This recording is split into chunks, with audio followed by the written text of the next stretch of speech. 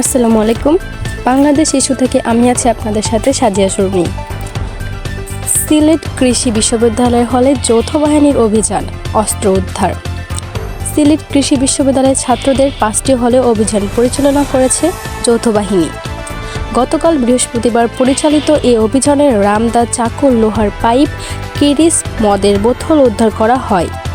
আজ শুক্রবার বিশ্ববিদ্যালয়ের জনসংযোগ ও প্রকাশনা দপ্তরের পরিচালক খসরু মোহাম্মদ সালাউদ্দিন প্রথম আলোকে অভিযানের তথ্য নিশ্চিত করেন।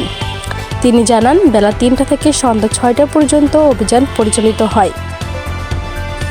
বিশ্ববিদ্যালয়ের সূত্রে জানা গেছে, অভিযানে 40টি রামদা, হেলমেট, বিপুল পরিমাণ লোহার পাইপ, মদের বোতল, কিরিস উদ্ধার করা হয়।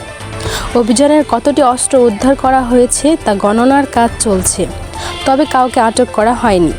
অভিযান চলাকালে বাংলাদেশ সেনাবাহিনীর warrant officer incharge Sohrab Hossain, বিশ্ববিদ্যালয়ের প্রক্টর মোহাম্মদ মোজাম্মেল হক, ছাত্র পরামর্শ ও নির্দেশনা দপ্তরের পরিচালক মোহাম্মদ এমদাদুল হক, নিরাপত্তা কর্মকর্তা আশফাক আহমেদ প্রমুখ উপস্থিত ছিলেন। বিশ্ববিদ্যালয় সূত্র জানিয়েছে, মূলত ছাত্রলীগের নিয়ন্ত্রণাধীন বিভিন্ন কক্ষ থেকে দেশীয় অস্ত্র উদ্ধার করা হয়।